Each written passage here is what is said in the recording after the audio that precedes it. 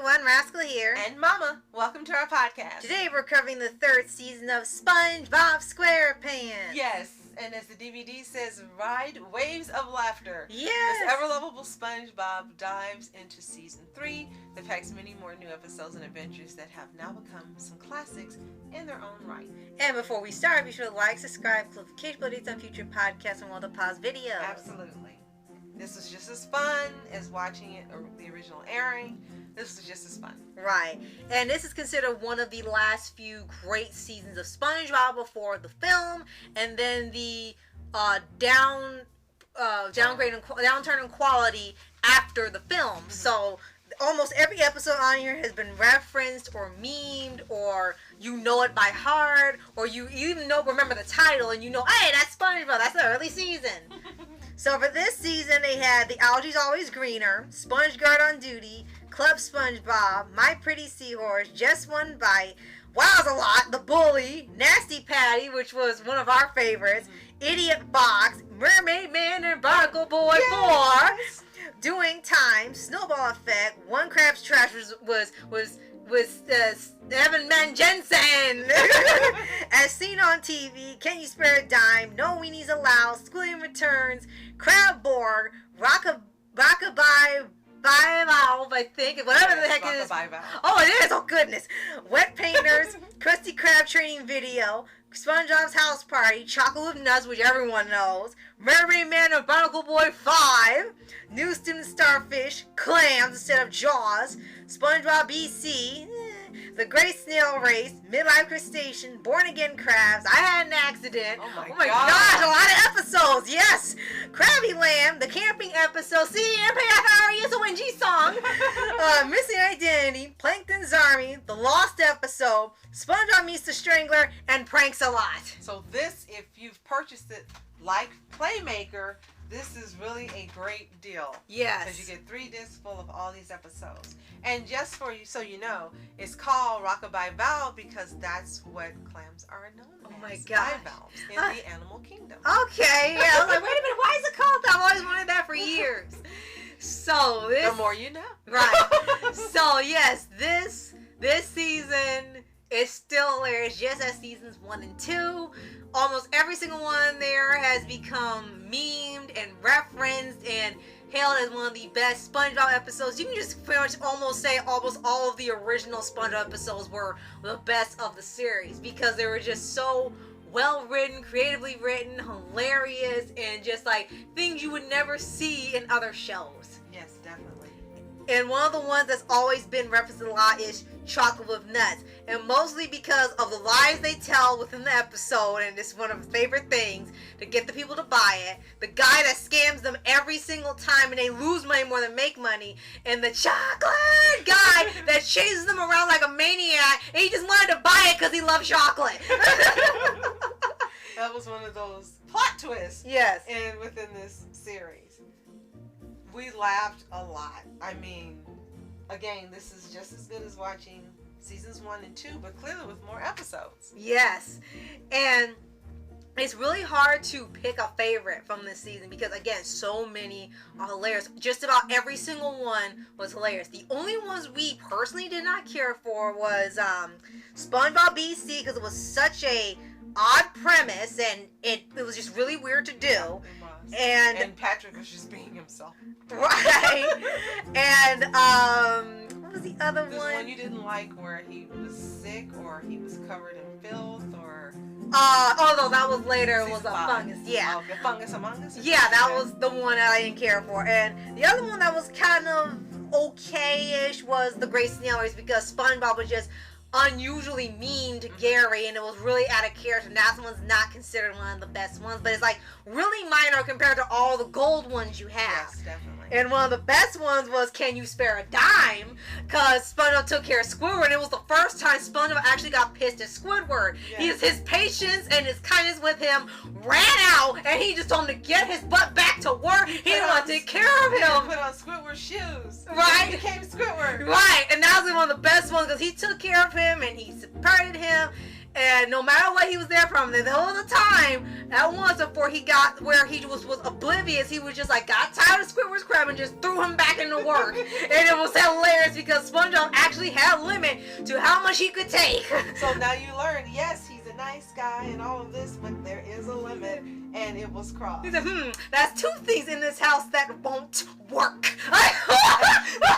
Now, I don't know if it ever surfaced again in the latter seasons, because there's 20-some seasons. Right, it but may for have. those of you that have our long life SpongeBob SquarePants watchers, Yes. let us know if this personality surfaced again in a future episode in the comments below. Yes, and now there ones in here that you like the Merman Barnacle Boy episode. Of where they were your course, any favorites. episode with them I love. Right, and the one episode they had where they were pretty much their own little Justice instead of the Justice League / Super Friends, and they kind of combine all the names together, and that was hilarious because they actually took themselves down. The villains didn't need to lift a finger, and one of the parts I really like is that their chief was live action instead of being animated, where we'll have something live action and their little hologram thing was animated. They reversed it. It was actually a real guy being the chief.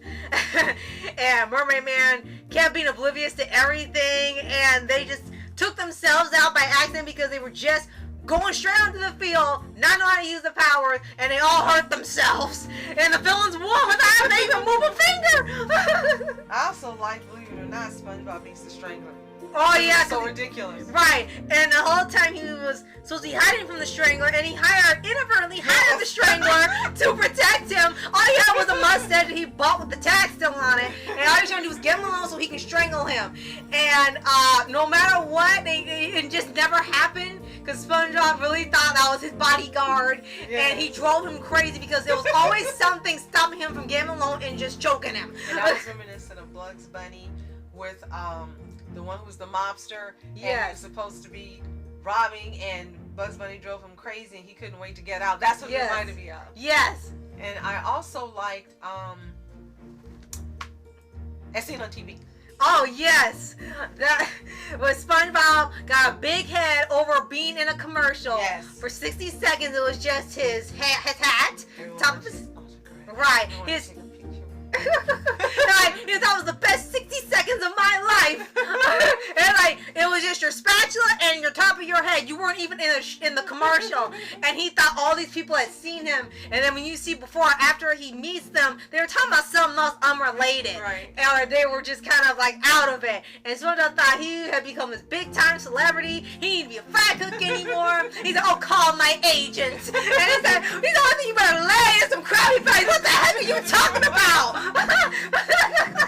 I love those. Those were, again, they were so outrageous, and they spotlighted on other aspects of SpongeBob's personality. So that's why I liked it. And also, this season reminds me, and I know you're going to say how, so let me explain it, of the Wander Over Yonder episode where we saw all the different facets of Wander. Yes. This gave us so many different facets of SpongeBob. So many different other parts of him and personality traits and things that don't surface because he's always right. But you get to see him in so many other lights, and that arrogant light in the different episodes. Right. So I think that's another thing that makes this a standout season. Yes. And another one of the big ones was the campfire episode where it was just them really camping outside the house. Squirrel was irritated because they weren't leaving in the woods for a while, and he was just outside, and he said, "Okay then." He said, "Okay, as long as you don't bother me, just do whatever you want." He said, "Okay, have fun inside." What's that supposed to mean? No, I just mean have fun. We'll see you tomorrow.